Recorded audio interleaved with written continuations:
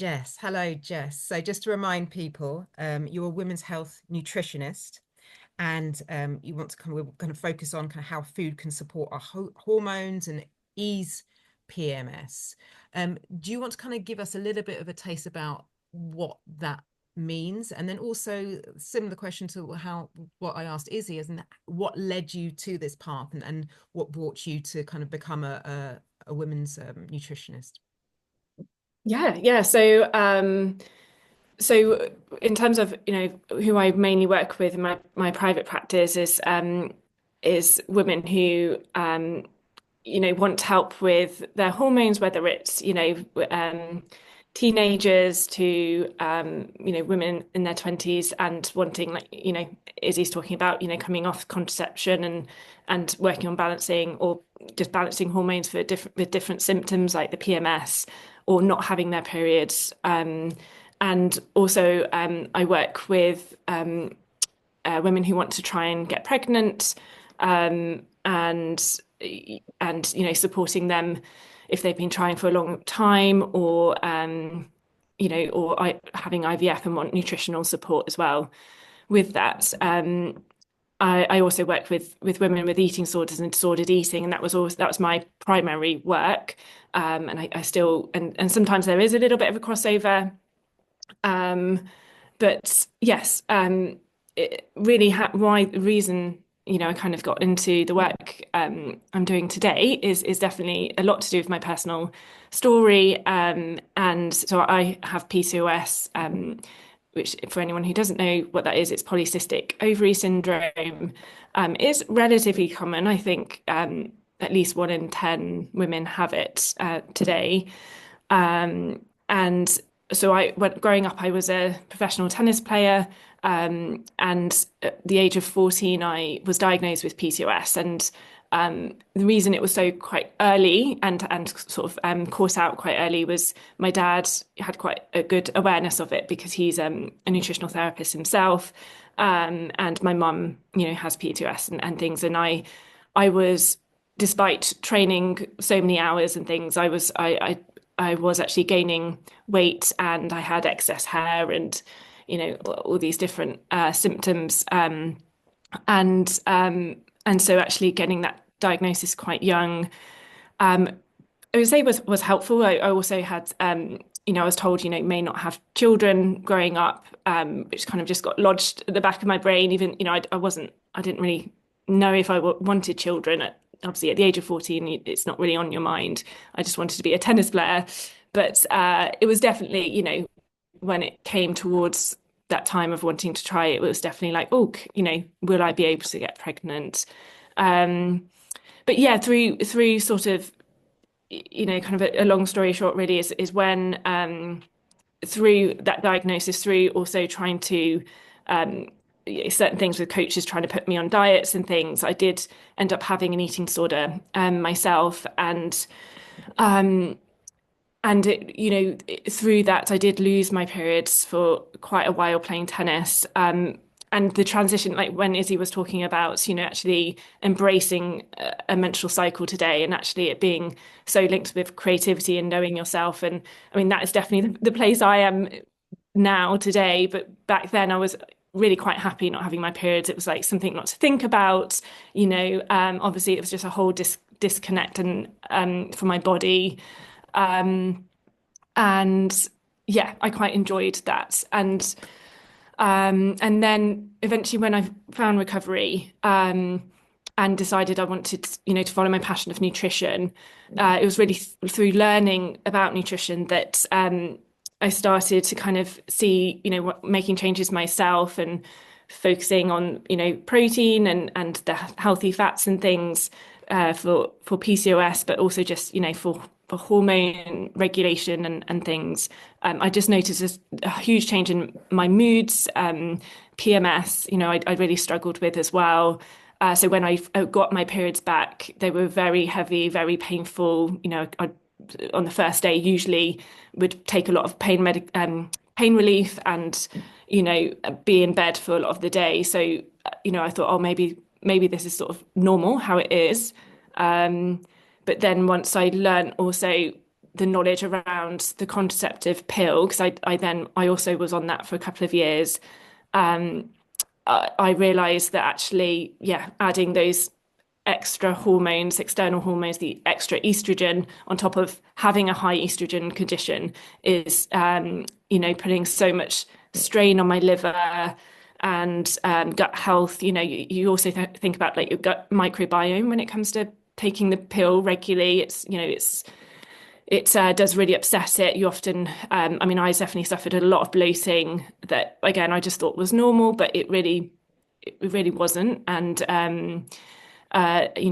things like you can have something we call dysbiosis, where it's, you really upset the microbiome and yeah, so I think, yeah, applying that knowledge really, and then on another layer of it, when I really started to get more in touch with myself, I found I stumbled across the book In the Flow by Alyssa Britti, and very similar to what Izzy was talking. It was all about working with your cycle and the seasons of the cycle. It talked about the infradian rhythm, which we all menstruating women have, menstruating of the menstruating age. Not, it doesn't matter if you're not menstruating, but that we have not only so the circadian rhythm, which everyone has, so men, women, kids, everyone.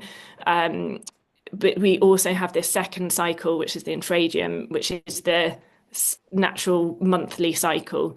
And it has a rhythm to it. And once I started to apply that, she talks about the food, how you can adjust that over the cycle, your exercise. And that was a big one for me, actually, the exercise, especially because I was so, with all the tennis training I did, I often wanted to do the the hits, all the cycle and, running and things, but actually realizing it wasn't doing my body any favors, and I was actually really working against my body.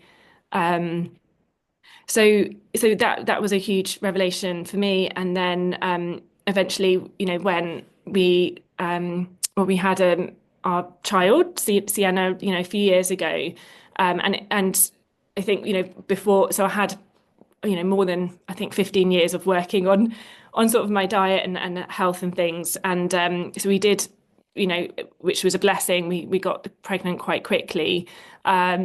But actually, it was after having Sienna that I realized this is, such a joy and such a blessing to be a mum, and that I realized this is a new passion, something I really want to help women to be able to conceive, and especially because infertility and issues with trying it is sort of increasing with lots of reasons. But yeah, just hearing a lot of my friends really struggling, things like that, and I started to realize, actually I want to pivot a bit more towards that, and help women, trying to get pregnant as well. So yeah, so that sort of brings me today. I guess I missed out also, a lot of my journey was healing as well, with training in Reiki and shamanism and things to, kind of have that whole approach, the spiritual approach as well, which I try to bring into my clinic and client work. Yeah. Um, Thanks, Jess. so So a couple of things that I kind of picked up on there, and again, you picked up on it as well. Kind of like at one point, your period actually stopped, and at that point in your life, you're like, "Oh, brilliant!" And I think a lot of women would have that opinion. I said, "Oh, great! I don't have to contend with that." Could you kind of give us some knowledge around why not having your period is not a good thing for your overall health? Like, why is it detrimental to our health? Yeah, definitely. So it's so actually what not having a period can do is it can have an effect on your bone health, particularly. So that's something when we're not producing generally enough estrogen to be having a period, then it can start to have an effect on our bones. So a lot, I see it quite often in my eating disorder clinic where if they have been anorexic for a while and aren't having periods, that actually, usually we do need to go down like the DEXA scanned sort of bone health route, just to kind of see how it is, because it long term it that's something to keep an eye on, because then actually if you end up having osteoporosis, it's really hard to sort of obviously deal with, and there's certain restrictions with exercise, and you have to be careful obviously with breaking fracturing your bones and things, and it's just not a nice place to be in. So yeah, it's that, I would say that's the main one to be aware of with women. But yeah, and I think really the other big one is what Izzy was talking about as well, is just sort of that real disconnection from your intuition and your cycle, and your well-being. Yeah, it's I mean, that I think that is probably why I also really enjoyed it in a way, was because there is something around trying to like disown being a woman, and I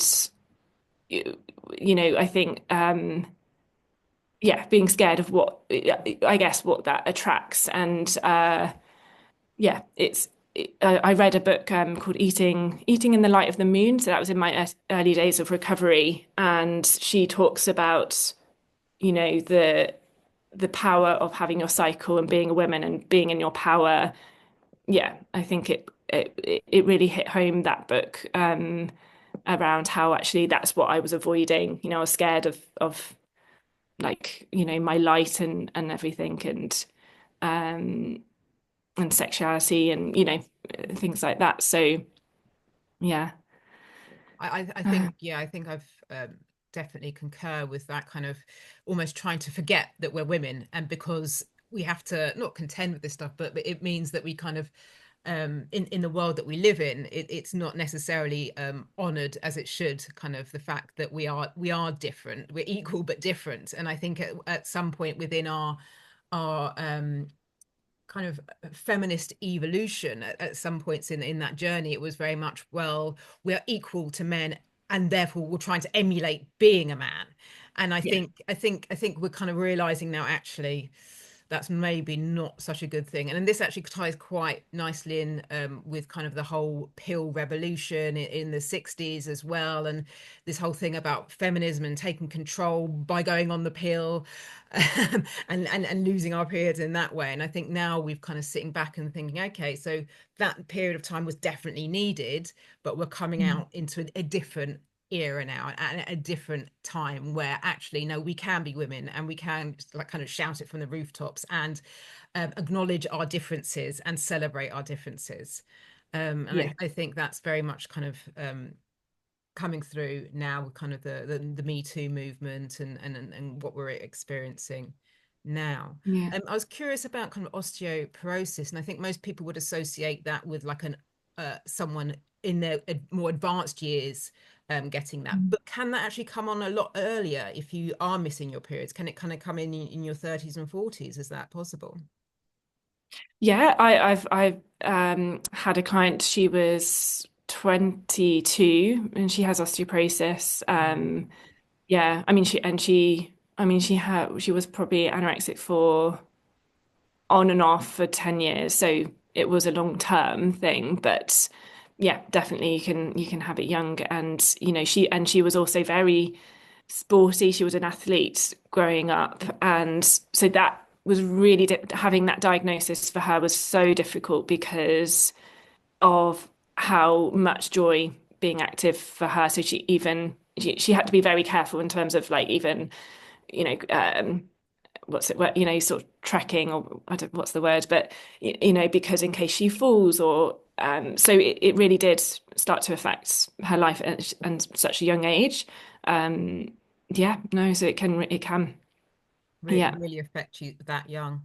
That's, yeah. And I because I don't think people actually realize how quickly that can actually take effect on your overall health. Another thing I picked up on, which I'm really interested to know a little bit more about, you're talking about kind of exercise and Mm. our menstrual cycles, and how certain exercises are easier, or it's better to do certain exercises at certain times of our cycle. Could you talk a little bit more about that, please? Yeah, yeah. So in terms of an easy way of sort of visualizing the cycle is the season. So your menstrual cycle, being the winter, and then your follicular phase, being your spring ovulatory What so phase. what is your funicular phase? Like, can we yeah, talk through Yeah, that? absolutely. So obviously your menstrual phase is when you have your period, and then your follicular phase is when your hormones, they start to rise, and you're starting to produce, the follicles ready for ovulation, and obviously ovulation is where you releasing the egg, and then we have the luteal phase, so that's the 2 weeks leading up or roughly 2 weeks leading up to your period, where your progesterone starts to rise and your estrogen starts to fall a bit. But it's either you're getting ready to potentially get pregnant or to have your period. And so those are the kind of the four phases and the four seasons. So the ovulatory being your summer, and then luteal phase being the like autumn. So almost energy wise, it's a quite easy way to think about in terms of exercise. So, generally it works really good for your body. So obviously the menstrual cycle is more about resting, is about going inwards and reflecting. So yin yoga, even if you wanted to do something, or, very gentle yoga, that sort of things, or walking. And then the follicular phase is when, if you think about the spring, you have a little bit more energy after your period generally. And, that's where you may want to, do something a little bit more energetic, or yeah, if you like running or the hit and things, sort of the follicular and ovulatory phase are the best ones to do that in.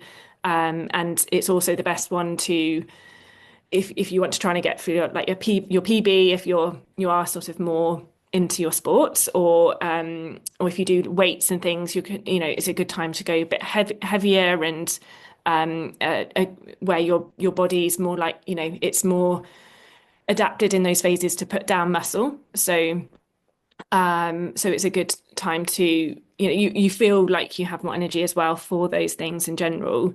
And then the luteal phase is is more, again, going more towards the gentler exercise, less high impact, so more maybe the Pilates or yoga. And sometimes it can be quite a long phase. So it can be obviously, the first part of that luteal phase, you can still maybe do a little bit more intensity, but then, generally a week towards your period, you really want to be slowing down, um, and doing sort of, the yoga and Pilates, which it that will support your hormones. Your body will actually favor that sort of metabolically, rather than if you're trying to like push the whole way through or push on your menstrual cycle. Sometimes it can actually, sort of, that's where sometimes they're even causing the more bloating on, water retention or higher PMS, things like that, because, that our hormones aren't favoring it.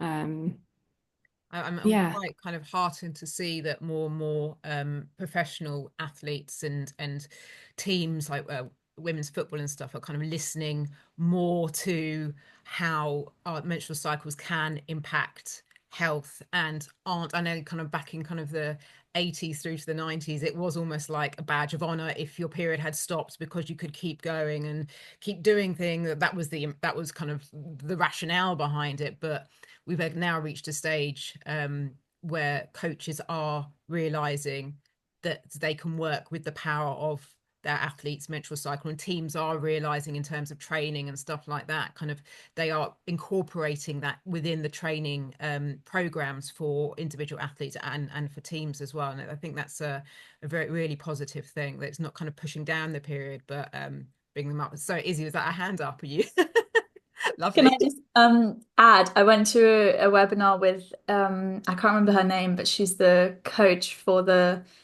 I'm gonna probably say this wrong, Golden State Warriors or some American football team.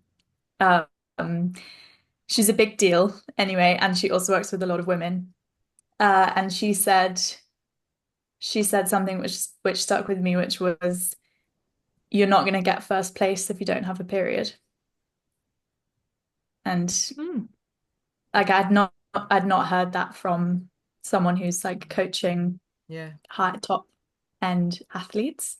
And I can imagine that really like sinking in for people who are in that world, and just for anyone really. It's like, I know it's not all about winning, but yeah, just puts it in perspective.